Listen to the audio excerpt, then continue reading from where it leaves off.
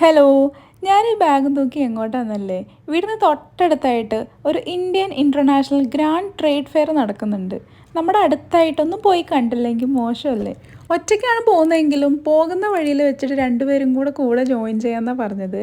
So വീടിനടുത്തായതുകൊണ്ട് തന്നെ വലിയ ആർഭാടമൊന്നുമില്ല, നടന്ന് തന്നെ പോകാമെന്ന് വിചാരിച്ചു. എപ്പോഴെങ്കിലും ശരീരമൊക്കെ ഒന്ന് അനങ്ങണ്ടേ. സോ ഞാൻ എൻ്റെ കൂടെ വരാമെന്ന് പറഞ്ഞവരെ വെയിറ്റ് ചെയ്തിരുന്നായിരുന്നു. ദാ അവർ വന്നു വിട്ടത് ഇവർ രണ്ടുപേരാണ്.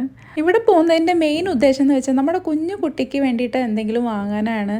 അവളുടെ ബർത്ത്ഡേ ആണ് നെക്സ്റ്റ് വീക്ക്. സോ അവൾക്ക് വേണ്ടിയിട്ട് അല്ലറ ചില്ലറ പർച്ചേസിങ്ങിനാണ് കേട്ടോ. സോ കയറി ചെന്നപ്പോഴേ രണ്ട് സൈഡിലായിട്ട് നിറയെ കടകളുണ്ട്. ഞങ്ങൾ ആദ്യം തന്നെ ഇതാ തുണിത്തരങ്ങളിലേക്ക് ആവാമെന്ന് വിചാരിച്ച് അങ്ങോട്ട് കടന്നു. അവിടെ വെറൈറ്റി ഓഫ് കളക്ഷൻസ്, മെറ്റീരിയൽസിൻ്റെ പേരൊന്നും എനിക്കറിയില്ല അങ്ങനെ പറയാനായിട്ട്. നല്ല അടിപൊളിയായിട്ട് എല്ലാം നല്ല ക്വാളിറ്റി ഉണ്ട്, അതിനനുസരിച്ചുള്ള വിലയും വാങ്ങിക്കുന്നുണ്ട് കേട്ടോ. ഞങ്ങൾ ഒരുപാട് ടൈം എടുത്ത് അവിടെ എല്ലാം പരതി നോക്കി. കുഞ്ഞു കുട്ടികൾക്ക് പറ്റിയതായിട്ടുള്ള ഐറ്റംസ് ഒന്നും അവിടെ കണ്ടില്ല. ശരി, നമുക്ക് വല്ല ഫാൻസി ഐറ്റംസോ ചപ്പൽസോ അവൾക്ക് വേണ്ടി വാങ്ങിക്കാമെന്ന് കരുതി. ഒന്നും തന്നെ വാങ്ങിയില്ലെങ്കിൽ ഇതൊക്കെ ഇങ്ങനെ കണ്ടുകൊണ്ടിരിക്കാൻ തന്നെ എന്ത് രസമാണല്ലേ. അടുത്തായിട്ട് ഞാനൊരു അടുക്കളയിലോട്ടാണ് കയറിയത്. അടുക്കള എന്ന് വെച്ചാൽ നിങ്ങൾ തന്നെ കണ്ടില്ലേ, നമ്മൾ യൂസ് ചെയ്യുന്ന ഒട്ടുമിക്ക ബ്രാൻഡ്സിൻ്റെയും ഓയിൽ, പൗഡേഴ്സ്, പിക്കൽ, അങ്ങനത്തെ ഐറ്റംസ് ആയിരുന്നു ഇവിടെ മുഴുവൻ. ഇതിൽ പലതും ഞാൻ ആദ്യമായിട്ടാണ് കാണുന്നത്. പിന്നെ ചോക്ലേറ്റ്സിൻ്റെ ഒരു സെക്ഷൻ ഉണ്ടായിരുന്നു. അതിന് തൊട്ടടുത്തായിട്ട് സ്നാക്സ് ഐറ്റംസ് ഉണ്ടായിരുന്നു. നമ്മുടെ കേരള ചിപ്സ് ഹലുവ കിട്ടുന്ന ഒരു കടയുണ്ടായിരുന്നു. അവിടെ നല്ല തിരക്കായിരുന്നു. ഇവിടെ ഉള്ളവർക്ക് കേരള ഫുഡ് എന്ന് വെച്ചാൽ ജീവനാണ്. അതുകൊണ്ട് തന്നെ ഇവിടെ തിരക്ക് കണ്ടില്ലെങ്കിൽ അത്ഭുതമുള്ളൂ. ആൻഡ് ഇതിൻ്റെ തൊട്ടടുത്തായിട്ട് തന്നെ bag, handmade jewellery, curtains, mat, അങ്ങനെ ഒരുപാട് ഐറ്റംസ് കിട്ടുന്ന കുറച്ച് കടകളായിരുന്നു. ഇതിൻ്റെ ലൊക്കേഷൻ വന്നിട്ട് കൊൽക്കത്ത ന്യൂ ടൗൺ ആണ്. ഇവിടെ ഇതുപോലത്തെ ഇൻ്റർനാഷണൽ ഫെയറുകൾ ഒരു 3 months വൺസ് എന്തായാലും ഉണ്ടാവാറുണ്ട്. അതുപോലെ ഇവിടുത്തെ ലോക്കൽ മേള വന്നിട്ട് വീക്ക്ലി 2 times എന്തായാലും ഉണ്ടാവാറുണ്ട്.